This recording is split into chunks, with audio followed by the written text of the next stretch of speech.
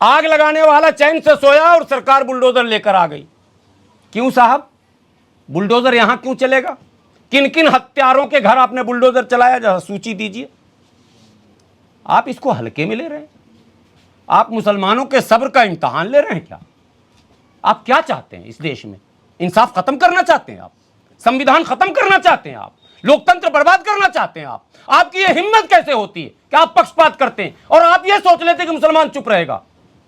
हां, आपकी सोच शायद सही है, इसलिए कि 4 विधायक दिल्ली में मुसलमान हैं, चारों चुप हैं। जमीयत उलमा चुप है, जमात इस्लामी चुप है, पर्सनल लॉ बोर्ड चुप है, इमरान प्रतापगढ़ी जो बहुत मतलब चर्चित चेहरे हैं दिल्ली में मौजूद है, लोकसभा का सत्र चल रहा, कोई सांसद नहीं इस पर बोला, ना अफसरों से मुलाकात की, ना मेमोरेंडम दिया। तो मनोबल तो बढ़ना तय है, वो बढ़ रहा। लेकिन ये 4 विधायक दिल्ली के मुसलमानों के ठेकेदार नहीं है और कोई तंजीम में ठेकेदार नहीं है। युवा पीढ़ी निर्णय ले लेगी और युवा पीढ़ी जिस दिन निर्णय लेगी उस दिन फिर संगठन बनेंगे। मैं कतई इसकी हिमायत नहीं करता। मैंने पीएफआई को बैन करने पर सरकार का साथ दिया था। मैं आज भी कह रहा हूं ये संगठनों के निर्माण को रोका जाए, लेकिन सरकार खुद ही अप्रत्यक्ष रूप से अगर चाहती है कि अराजकता हो जाए तो फिर तो सरकार जिम्मेदार है इसका। सरकार खुद लोकतंत्र की अगर हत्या करने लग जाए तो फिर सरकार जिम्मेदार है, हम जिम्मेदार नहीं है।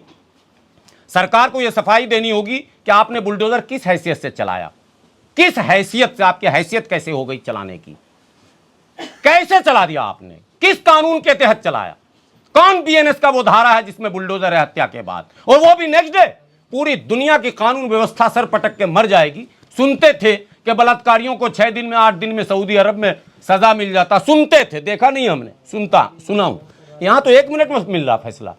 फिर बंद करो ना अदालत। 5-5 लाख मुकदमे क्यों पेंडिंग हैं? मैं जिस दफ्तर में बोल रहा हूं, ऑल इंडिया यूनाइटेड मुस्लिम मोर्चा के दफ्तर में 2004 से लेकर अब तक 17 पीआईएल सुप्रीम कोर्ट में दाखिल किया हूं, एक पर भी फैसले नहीं आए। 2004 में पीआईएल नंबर 180/2004। हमारा क्यों नहीं सुनते हो? बड़ा फैसला करने वाले अगर आ गए तो मेरा भी सुनो ना।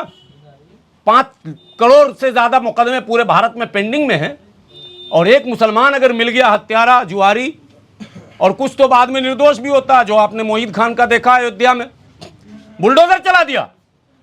मुस्लिम संगठनों से मेरी विनती है कि आप सर जोड़कर बैठकर सरकार को लिखकर सीधा दीजिए, टेढ़ा नहीं।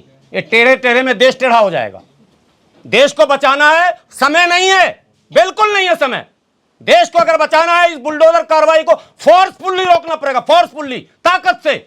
मजाल क्या है कि लोकतंत्र के खिलाफ सरकार चलेगी और हम चुप रहेंगे, संविधान को सरकार कुचलेगी और हम चुप रहेंगे? नहीं चुप रह सकते हैं। संविधान को बचाने के लिए अगर जान की बाजी भी लगानी पड़ेगी तो हम लगाएंगे। संविधान कुचल रहे हैं आप, वनडे और 2020 खेल रहे हैं आप। एक लीगल प्रोसीजर होता है, एक विधि प्रक्रिया है न्यायिक। उस न्यायिक प्रक्रियाओं को छोड़कर जो भीड़ कहेगा वो आप करेंगे। भीड़ तंत्र से ये देश चलेगा। ये प्रशासन से मेरे आने को सवाल है जिसका जवाब प्रशासन को देना चाहिए, और मुस्लिम संगठनों से और मुस्लिम प्रतिनिधियों से मेरी विनती है कि बगैर विलंब के, बगैर देर किए इस पर अपना मौक़िफ़, अपना ओपिनियन स्पष्ट कीजिए। अब ढुलमुल रवैये से काम नहीं चलेगा। भारत का मुसलमान अब नहीं झेल सकता इसको। आप एक दिन में बुलडोजर चला रहे, क्यों, कैसे, किस कानून के तहत? यह सवाल है साहब। एक दिन में चलेगा कैसे? जब भी चलेगा तो कोर्ट के आदेश से चलेगा, और कोर्ट जाने की एक प्रक्रिया, अगर इलीगल कंस्ट्रक्शन है तो भी कोर्ट जाना पड़ेगा आपको। और इलीगल कंस्ट्रक्शन एक दिन में आपको कैसे पता चला? किसने एप्लीकेशन लगाया, किसने बताया, किसने डॉक्यूमेंट्स प्रोवाइड कराया? वो तो जे कॉलोनी है, सरकार ने बनाया उसको, वो कैसे इलीगल हो गया? हमको ये समझाइए जरा। वो जे कॉलोनी है, वो अनऑथराइज कॉलोनियां भी नहीं है कि आप साबित कर देंगे। फिर ये सारी चीजें करके क्या संदेश दे रहे हैं? सरकार ये संदेश दे रही है, भारत के मुसलमानों, तुम 2 से 2 दर्जे के शहरी हो चुके हो। भारत के संविधान में, भारत के कानून में तुम्हारे लिए कुछ भी नहीं है। तुम सड़क छाप हो, तुम्हारा कोई नहीं सुनेगा। ये मैसेज नहीं जाना चाहिए मेरे भाई। एक दो मुसलमान नहीं है भारत में, 20 करोड़ मुसलमान है सर, 20 करोड़ मुसलमान है। बांग्लादेश, पाकिस्तान से इंडोनेशिया के बाद हम दुनिया की सेकंड लार्जेस्ट पॉपुलेशन है मुस्लिम में। ऐसा संभव नहीं है कि हम देश में सरकारें ऐसी हो जो चाहे कि हम मुसलमानों पर जुल्म करते रहें और देश चलता ही रहे। ऐसा नहीं हो सकता। 20 करोड़ लोगों को बिल्कुल काट कर आप किनारे नहीं फेंक सकते। हाँ, भेदभाव चल रहा था, कांग्रेस के जमाने से चल रहा था, हमारे साथ 100 मसला हुआ, हमने झेला, लड़ाई झगड़े दंगे फसाद आयोग गठन सब कुछ होता है, लेकिन यह तरीका कहीं से भी काबिल कबूल नहीं है, कहीं से भी काबिल कबूल नहीं है। इसलिए मुस्लिम प्रतिनिधियों को, धर्म प्रतिनिधियों को और जो राजनीति में सक्रिय हैं सबों को बैठकर इस पर डू एंड डाई, सरकार से ये मंशा क्या है, मंशा ये पूछिए बैठकर। चमचागिरी करके जी नहीं पाओगे, ये भी याद कर लो। कोई अगर सोच रहे हो लंबी लंबी टोपी और लंबा लंबा कुर्ता पहन के अगर दुम हिला दिया तो कुछ मिल गया, तो तुमको तो कुछ मिल जाएगा, लेकिन इस दुनिया की तारीख को उठाकर देखो, बड़े बड़े लीडरों को छुपने की जगह नहीं मिली है। ये इतिहास है दुनिया का, कहीं उसमें तुम ना शामिल हो जाना गद्दारों में। इसलिए खुलकर बात कीजिए अल्लाह के वास्ते। सरकार को यह जवाब देना चाहिए, डीसीपी साहब को भी यह जवाब देना चाहिए कि बुलडोजर किस प्रक्रिया से चलाई गई। ये मेरा प्रश्न है, आपत्ति है बुलडोजर पर। और वो भीड़ जिसने लूटपाट मचाया, जिसने आग लगाई, वो लोग कहां हैं, क्या कर रहे हैं, क्या उनके खिलाफ मुकदमा हुआ, नहीं हुआ, और अगर नहीं हुआ तो क्यों नहीं हुआ, एक, और अगर हुआ तो गिरफ्तारी क्यों नहीं हुई। ये दो सवाल है। तीसरा एक अहम सवाल है आखिरी, आप लोग भी देश के ही हैं कि कोई बाहर के भी हैं इसमें, कोई पाकिस्तान बांग्लादेश से तो नहीं आए, बोलिए ना भाई। आप लोग सब भारत के हैं ना, भारत से सबको प्यार है कि नहीं है ना? तो आप लोगों का भी कर्तव्य बनता है कि मीडिया में पक्षपात मत कीजिए।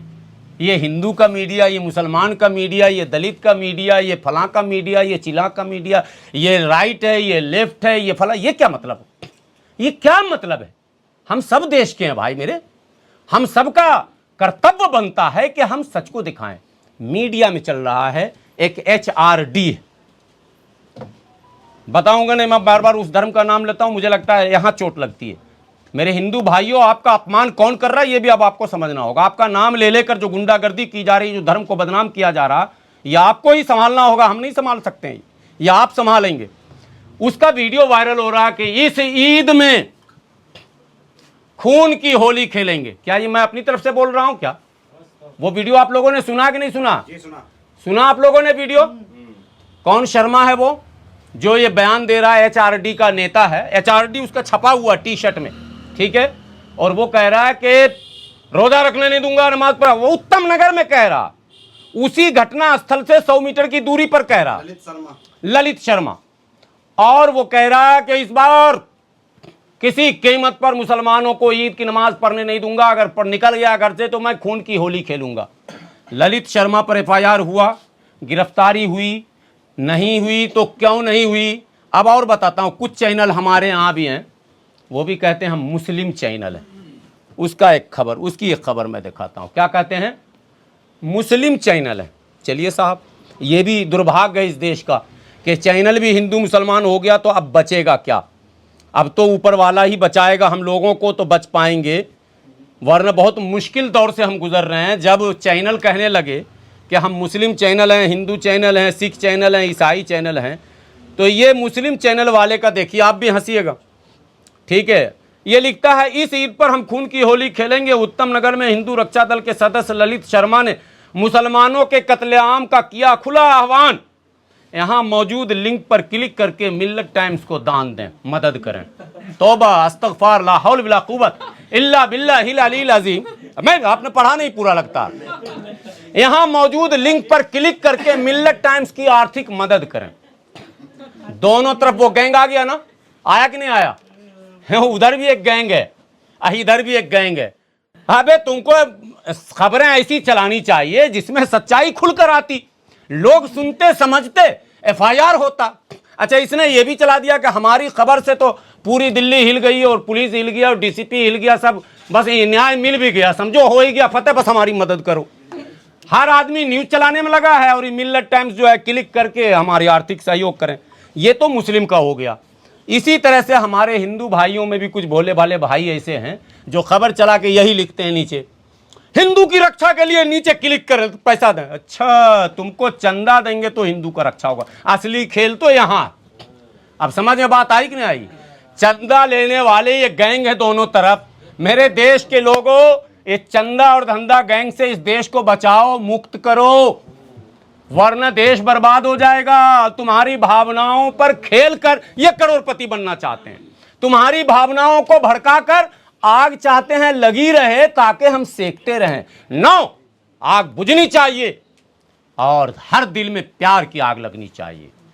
हिंदू हो मुसलमान हो सिख हो, सड़क पर चलते हैं ना मोटरसाइकिल से, पीछे से आवाज आती है वो स्टैंड लगा हुआ स्टैंड, वो नहीं उसको पता होता कि हिंदू जा रहा है, मुसलमान जा रहा, सिख जा रहा, ईसाई जा रहा। वो स्टैंड उठाना क्यों बोलता पता?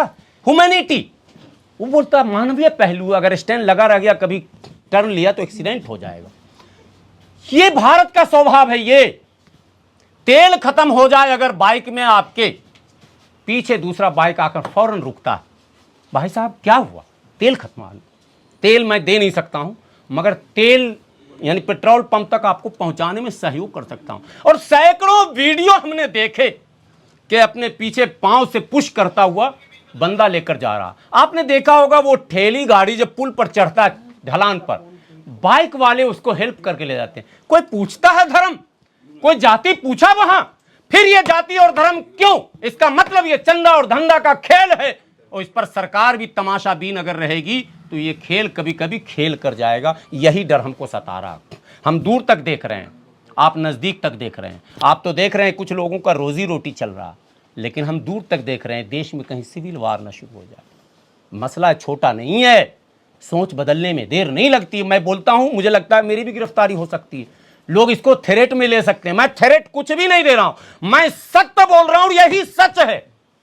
मैं दोनों समाज के बीच बैठता हूं, हमारे सैकड़ों मित्र हिंदू हैं, वो भी यही कहते हैं कि अगर ऐसा चला तो ऐसा मसला हो जाएगा कि एक दूसरे के खून का लोग प्यासा हो जाएगा। आप इसको सीरिया बनाना चाहते हैं। हमारे बहुत बड़े संत हैं, बहुत बड़े संत, उनसे बेहतरीन प्रवचन मैंने किसी का नहीं सुना, जिनकी आवाज में कभी हमने साउंड जोर का भी नहीं देखा। श्री श्री रविशंकर जी, आप लोगों ने नाम सुना? उनका कथन था कि इस देश को सीरिया बनाने से रोको। संतों को चिंता है, आपको चिंता नहीं। आप सत्ता पर बने रहने के लिए वर्ग विशेष को खुश करना चाहते हैं, और कौन खुश हो रहा? जो खुश हो रहा उसका भी नंबर लग रहा। जब कोई जाति कोई धर्म हिंसक हो जाता है ना, किसी चीज की आदत, जैसे नशे की लत अगर किसी को लग जाए और नशा बंद हो जाए तो क्या होगा? बिहार में शराब बंद, आप लोग को पता है ना, लेकिन शराब मिल रहा। क्यों? जिसको लत लगा वो कहीं से भी लाएगा, नेपाल से लाए, बंगाल से लाए, उत्तर प्रदेश से लाए, झारखंड से लाए। ये जो मारने वाला गैंग है, HRD, DRD, BRD, अलदल बलसल, इसको अगर आदत लग गई ना लिंचिंग की और मारने की, तो मुसलमान तो आत्मरक्षा के इंतजाम में रहेगा, बच बचा के चलेगा। दुकान आप नहीं खोलने दीजिएगा तो नहीं खोलेगा, लेकिन बाकी तो खोलेगा। इसको तो आदत पड़ी हुई मारने की, ये फिर दूसरों को मारेगा, अपने भाई को मारेगा। चूंकि आदत बहुत खराब चीज होती है, नशे की आदत जो होती है ना, ये छूटती नहीं है। मेरे भाई, इस आदत को रोको। ये क्या तुक है कि जबरन आप थोप रहे हो, जबरन मुसलमानों को आप मैंने प्रोवोक कर रहे हो, जबरन उसके खिलाफ माहौल बनाओ, जबरन। कोई मतलब ही नहीं हमारे खिलाफ माहौल बनाने का, बोलने का कोई तुक ही नहीं, कोई लॉजिक ही नहीं। अरे भाई, जो स्वाभाविक चीजें हैं वो तो होती रहेंगी, पहले भी हुई, आज भी हुई, कल भी होंगी। स्वभाव को कोई बदल सकता है? ये सारी बातें तो एक जगह हो गए। अब मुसलमान सवाल कर रहा सोशल मीडिया पर, जो सवाल मैं कह दूं, अब तक तो मैं अपने हिंदू भाइयों के लिए कह रहा था लगातार कि वो दल कहां गए जो हिंदुओं को क्यों नहीं न्याय दिला रहे हैं। अब सवाल सरकार से फिर है कि लखनऊ में ही एक मुस्लिम बच्चे, अबोध बच्चे, ये लीजिए, 12 साल का नन्हा रोजेदार जिसके सिर में गोली मार दी गई, यूपी के लखनऊ, उनैस खान के हत्यारे के घर पर कब बुलडोजर चलेगा मैं नहीं कह रहा हूं, सोशल मीडिया पर मुस्लिम पूछ रहा। ठीक है, फिर देखिए, पुणे में हिंदुत्ववादी गुंडे नहीं, ये मैं बार बार लोगों से कह रहा हूं यार, हिंदुत्ववादी गुंडे नहीं लिखना है, या आप हिंदू धर्म को क्यों इसके साथ इंक्लूड कर रहे हैं। सभी लोगों को मैं बार बार फेसबुक पर मिले, मुस्लिम बच्चे को गोबर खाने पर मजबूर किया, थप्पड़ मारे, गालियां दी, नतीजा कोई गिरफ्तारी नहीं, कोई राष्ट्रीय आक्रोश नहीं, कोई ट्रेंडिंग नहीं, कोई हैशटैग नहीं, कोई प्राइम टाइम डिबेट नहीं। अब कल्पना करो अगर कोई मुस्लिम किसी हिंदू को कुछ खिला देता प्रतिबंधित चीज तो क्या होता, ये मुस्लिम सवाल कर रहा। सूरत के डिंडोली स्थित स्वामीनारायण मंदिर परिसर के बाथरूम में 2 युवतियों के शव मिले, दोनों हिंदू युवतियां थी। किसने मारा, किसने हत्या की, कोई धरना प्रदर्शन आंदोलन नहीं। बिहार के मधुबनी में इंसाफ मांगने की 38 वर्षीय एक मुस्लिम महिला रोशन खातून जो रोजे से थी, मुखिया के पास गई न्याय मांगने। मुखिया ने हाथ पैर बांध के उसको मारा और उसको जब प्यास लगी तो मूत्र पिलाया। कोई बुलडोजर मुखिया के घर अभी तक नहीं गया। तो अब सवाल ये पैदा होता है, ये भीड़ है, देखिए पुलिस खड़ी है और वो तरुण के हत्यारे के घर को जो है आग के हवाले किया गया। ठीक है, मैं नहीं कह रहा हूँ, कई चैनलों ने चलाया, छोटे मोटे जितने भी चैनल होते हैं। तो अब सवाल सैकड़ों हैं मेरे पास, मैं सोशल मीडिया पढ़ते पढ़ते पागल हो जाएगा आदमी। पूरी रात मैं पढ़ रहा था कि ये क्या हो रहा है देश में। इसलिए मेरा ये सवाल सरकार से बना हुआ है, आप लोगों के माध्यम से, देश के हिंदू भाइयों से, देश की सरकार से, देश की मुस्लिम भाइयों से। मुस्लिम भाइयों से फिर मैं जबरन अपील करता हूं, आपको किरदार पेश करना पड़ेगा, आपको अपने गुफ्तार में नरमी लानी पड़ेगी। आप जो जिस अकड़ में रहते हो ना कि कानून का राज है, वो अकड़ नहीं चलेगा। कुछ इंसानियत का भी राज स्थापित करने में सहयोग कीजिए, चूंकि इस्लाम ने इंसानियत का भी दर्स दिया। सब जगह ये कहानियां सुनाई जाती हैं कि हमारे नबी के जिस्म अतहर पर बुढ़िया जो है कूड़ा फेंकती थी। सुनाया गया ना आप लोगों को, कूड़ा। और एक बार कूड़ा नहीं फेंकी, हमारे नबी खैरियत पूछने चले गए, क्या ये कहाँ चली गई बुढ़िया, आज कूड़ा नहीं फेंकी। पता चला बीमार है, वो यहूदी थी। इस्लाम के इस किरदार को कब पेश करेंगे आप, कहां पेश करेंगे, ये मुसलमानों से मेरा सवाल है। रंग फेंक दिया और आप आक्रोशित हो गए, गलत नहीं होना चाहिए। हाँ, एक गाजीपुर में वृद्ध मुस्लिम की पंडित जी ने गोली मारकर हत्या कर दी, उसी रंग के प्रकरण में। रंग को लेकर धरपकड़ हुआ था, दोनों में तूतुमय में हुआ था, पुलिस पकड़ के ले गई थी, मुल्ला जी को पीटा उठा भी गया। वो सब उसके परिवार का जो बयान है, मैं अपनी तरफ से कुछ नहीं जानता, उसकी तहकीक मैंने की नहीं। और उसके बाद पंडित जी नहा धो के आए, बंदूक लेके आए। अब पता नहीं पंडित जी के पास बंदूक कहाँ से आ रहा है, ये सब आरोप तो मुसलमान पे था, लेकिन आजकल छुरा चक्कू बंदूक सब उधर ही जा रहा है। और उन्होंने दिन दहाड़े गोली मार दी, बहरहाल वो गिरफ्तार हो गए हैं। अभी एक बिहार का वीडियो आ रहा है, एक सांस में उसमें 7 पंडित का वो नाम ले रहा, 8 पंडित का, ठीक है, वो दोनों घायल अवस्था। मैं इस पर ज़्यादा जाना नहीं चाहता हूँ, वीडियो तो मेरे पास 150 रात मैंने जमा किए थे, वीडियो लंबी चौड़ी कहानी है, लेकिन लोग समझते हैं, सारे समझदार हैं। मैं आखिरी में हाथ जोड़कर विनती करता हूँ, ये देश सबका है, आपका भी हमारा भी। आप बड़े भाई, हम छोटे भाई हैं। बड़े भाई का बड़ा कर्तव्य है, छोटे भाई का छोटा कर्तव्य। कभी बड़ा भाई छोटे भाई के शरारत पर हंसकर मुस्कुराकर माफ़ भी कर देता, ये बड़े भाई का भी कर्तव्य बनता है। और छोटे भाई को बड़े भाई का एहतराम करना चाहिए, अदब करना चाहिए। हिंदू भाई हमारे बड़े भाई हैं, मुसलमान उसका छोटा भाई है इस देश में। ये दोनों भारत माँ के सपूत हैं, और भी सपूत हैं, और भी छोटे भाई हमारे यहाँ हैं, उससे भी छोटे हैं, उससे भी छोटे हैं। हम कई भाई हैं हिंदू, बहुत न सुनते थे, क्या हो गया पता नहीं, अब नए नए गाने आ गए। पहले तो होता था भारत माँ के 4 सिपाही, हिंदू मुस्लिम सिख ईसाई। अब है जहाँ मिले मुस्लिम 4 भाई, वहीं लगाओ दे पिटाई, नया नया नारा चल गया। तो क्या मतलब है यार, नया नया क्यों चला रहे हो? इतना अच्छा अच्छा नारा था, उसको चलाइए। तो ये मेरी हाथ जोड़कर आप लोगों से विनती है, मुसलमानों से भी, हिंदुओं से भी। और हम लोग डीसीपी से साहब से मिलने जाएंगे, एक शिष्टमंडल हमारा तैयार हुआ है, हम लोग डीसीपी साहब से बात करेंगे, डिटेल लेंगे, चूँकि मुसलमानों के बीच कन्फ्यूज़न है कि भाई क्या क्या हुआ, उसका क्लियरेंस नहीं हो पा रहा। तो जब तक टीम डेलीगेशन मिलेगी नहीं, डीसीपी साहब पूरी बात बताएंगे, फिर हम लोग पब्लिक के बीच आकर बता देंगे। हालांकि हमें पता है कि पुलिस अपना कर्तव्य निभा रही है, लेकिन दबाव में है। दबाव का वीडियो भी कल आया, एक खटिक नेता हैं, उनका वीडियो आया, उन्होंने कहा कि केंद्रीय गृह राज्य मंत्री जी से मैंने फ़ोन करवाया। भाई छोटा मोटा मसला नहीं है, केंद्रीय गृह राज्य मंत्री आप समझते ही हैं, उनका फ़ोन जब आ गया तो अब डीसीपी साहब बेचारे क्या कर सकते हैं, ये हम लोग भी समझ रहे हैं। लेकिन इतना दबाव गृह मंत्री जी, प्रधानमंत्री जी, गिरिराज मंत्री जी, मुख्यमंत्री जी, दबाव उतना ही डालिए पुलिस पर जितना पुलिस को लगे कि ट्रांसपेरेंसी बनी हुई है, पारदर्शिता बनी हुई। इतना दबाव मत डालिए कि वो पूरा पलड़ा झुक जाए और वन साइड दिखने लग जाए। इससे लोकतंत्र का मजाक उड़ने लगता है, तमाशा। ये जमहूरियत में ये तमाशा कहीं से भी काबिल कबूल नहीं है।